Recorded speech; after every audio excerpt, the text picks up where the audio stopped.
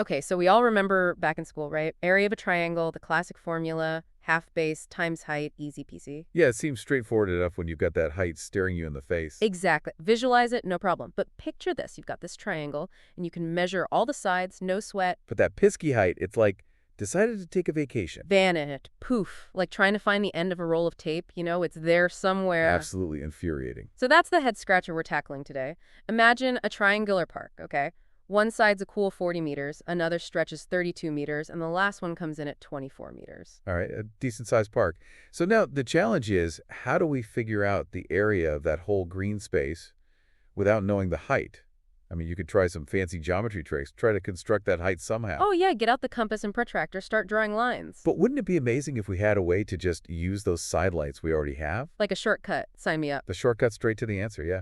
And that's where our star of the show, Heron of Alexandria, steps onto the stage. Our mathematical hero. This guy wasn't just some, head-in-the-clouds theorist. We're talking about someone who lived around 10 AD in Egypt and was a true Renaissance man. A polymath. Exactly. He wrote about everything: applied math, physics, engineering, you name it. The ultimate practical problem solver of his time. I like to imagine him as the ancient world's ultimate handyman. Haha, with a scroll and a stylus instead of a toolbox. Right.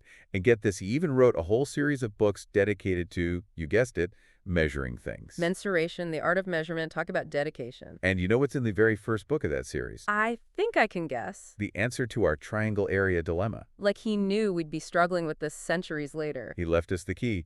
That book contains Heron's formula, a brilliant and surprisingly simple way to calculate the area of any triangle using just the lengths of its sides. Okay, so spill the beans. What's this magical formula look like? It might seem a little intimidating at first glance, but bear with me. It goes like this. The area of a triangle is equal to the square root of S times SA times SB times SC. Whoa, hold on. We need to unpack that a little bit. Of course. So the letters A, B, and C represent the lengths of the three sides of our triangle. Simple enough, right? Got it. So far, so good. Now you see there, that's what we call the semi-perimeter. It's basically half the perimeter of the triangle. Like the halfway point around the triangle's edges. Exactly. You add up all three sides and then divide by 2, and boom, you got your semi-perimeter. So it's all about those side lengths. No need to go on a wild goose chase for the height. Precisely. And that's what makes Heron's formula so incredibly useful, especially when you're dealing with real-world situations where measuring the height directly is either a pain or flat out impossible. All right, let's put this formula to the test. Remember that park we talked about earlier? Sides of 40 meters, 32 meters, and 24 meters. Yeah, let's see if Heron's formula can handle it. For those who love crunching numbers, we'll go through the calculations step by step. And if you're more of a big picture thinker, feel free to fast forward a bit. The main point is understanding the why behind it all. So first things first, we got to find that semi-perimeter. Let's roll up our sleeves and do some math. Adding those side lengths, 40 plus 24 plus 32, that gives us 96 meters. Then divide by 2 for our semi-perimeter. Which is 48 meters. All right, S is 48. What's next? Now we need to calculate SA and SC. So 48 minus 40 gives us 8 meters for SA. Got it, 8 meters. Keep going. Next up, 48 minus 24, that's 24 meters for SB. Okay, 24 meters down, one more to go. And finally, 48 minus 32, we get 16 meters for SC. Perfect. We've got all the pieces of the puzzle. Time to plug them into Heron's formula. Deep breath. Here we go. Area equals the square root of 48 times 8 times 24 times 16. It's a mouthful, but that's the beauty of it, just plugging in the numbers. All right, time for some calculator action. Multiplying all that out gives us the square root of 147,456. And the square root of that, drumroll please, is 384. 384 square meters. We've got our answer. So even without knowing the height, we cracked the code thanks to Heron. But you know what's really cool? The source material points out a fun little way to double-check our work. Take another look at those side lengths, 32, 24, and 40. Anything ring a bell? Let's see. 32 squared, that's 1024. 24 squared is 576. And if you add those together, wait a minute, you get 1600. Which is exactly 40 squared. Bingo. That means our triangular park is a specific kind of triangle, a right triangle. So were we overthinking it with Heron's formula? That's a sharp observation. You're right. For a right triangle, finding the area is simpler. We could have just used half base times height. But the thing is, Heron's formula works for any triangle, whether it's right-angled or not. It's like a universal key. Precisely. It's a powerful tool that works in all situations. And in this case, we can use the fact that it's a right triangle to verify our answer. The two shorter sides, 32 meters and 24 meters, would be our base and height. So half times 32 times 24 point you up, that gives us 384 square meters.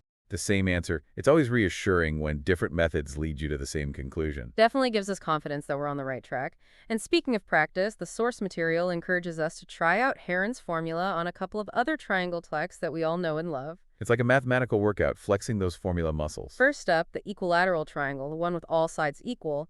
They give us one with sides of 10 centimeters.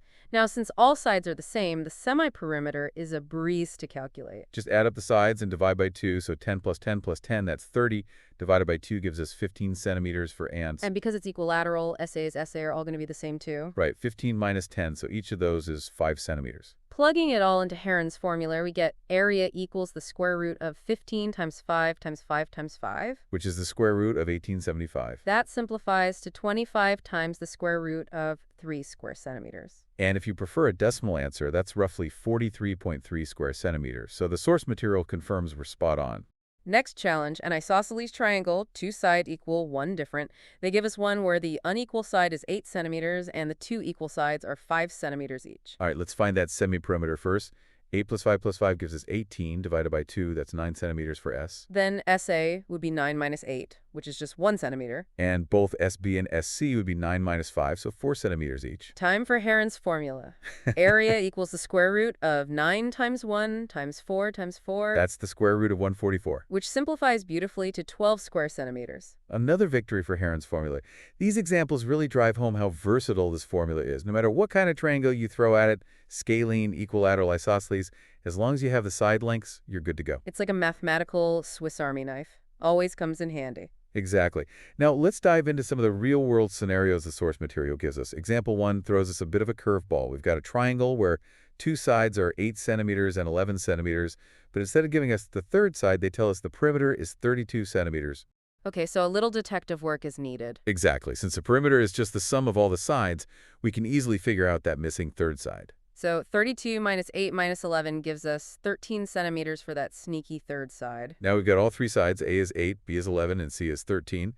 Time for our semi-perimeter calculation. 32 divided by 2 gives us 16 centimeters for a foot. And then SA is 16 minus 8, that's 8 centimeters. SB is 16 minus 11, which is 5 centimeters. And SC is 16 minus 13, that's 3 centimeters. All right, plugging it all into Heron's formula, the area is the square root of 16 times 8 times 5 times 3. Which is the square root of 1920. And that simplifies to 8 times the square root of 30 square centimeters. A bit of a mouthful, but it's a precise answer. And the interesting thing here is that we had to do a little bit of extra work to find that missing side length. It shows that Heron's formula can handle different kinds of information, not just when you're spoon-fed all three sides right away. It's adaptable. Exactly. Ready for the next challenge. This one's all about putting Heron's formula to work in a practical situation. Hit me with it. Okay, picture this. We've got a triangular park. They've labeled it ABC, with sides measuring 120 meters, 80 meters, and 50 meters. All right, I'm visualizing it. And our hardworking gardener, Danius, she's got the task of fencing off this whole park and then planting grass inside it. So first things first, we need to figure out how much grass she needs, right? That means finding the area. You got it. So let's file out Heron's formula. First, we calculate the semi-perimeter. 120 plus 80 plus 50, that gives us 250. Divide that by 2, and we've got 125 meters. For 125 meters, got it. Now for the SB and SC values. 125 minus 120 gives us 5 meters for SA. Okay, 5 meters. Then 125 minus 80, that's 45 meters for SB. 45 meters, keep going. And lastly, 125 minus 50, we get 75 meters for SC. All right, we've got all our numbers. Time for the grand finale, Heron's formula. Here we go. The area equals the square root of 125 times 5 times 45 times 75. Now, it's going to be a pretty big number under the radical. Calculator time. Okay, I'm getting the square root of 2,109,375. Which works out to approximately 1,452.37 square meters. That's the amount of ground Dunia needs to cover with grass seed. Quite a bit of grass seed. Definitely. And a source material actually presents this answer as the square root of 375 times 15, which simplifies to the same value. Different ways to express the same answer, but the important thing is we got there.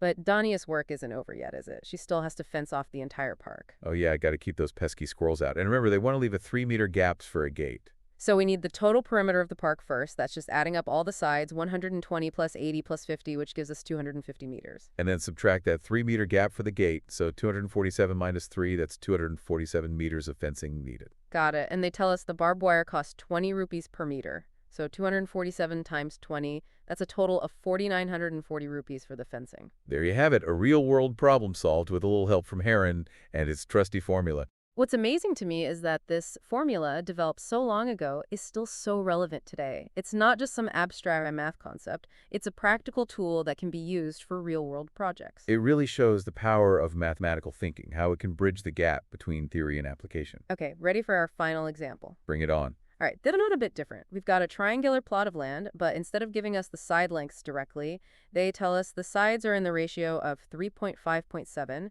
and the perimeter is 300 meters. Okay, ratios. This takes me back to algebra class. Don't worry, it's not as complicated as it sounds. When we're dealing with ratios, the trick is to think of a common multiplier. Let's call it x. So our sides become 3x, 5x, and 7x. Makes sense. And we know that if you add up all those sides, it should equal the perimeter, which is 300 meters, So we can set up an equation: 3x plus 5x plus 7x equals 300. which simplifies to 15x equals 300. And solving for x, we get x equals 20, so now we can find the actual lengths of those sides. Just plug in 20 for x, so 3 times 20 gives us 60 meters for the first side.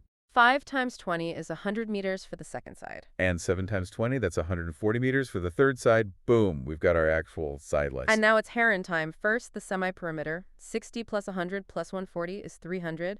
Divided by 2 gives us 150 meters for SA. All right, S is 150. Let's calculate those SE Yeah. values. 150 minus 60 gives us 90 meters for SA. 150 minus 100 is 50 meters for SB.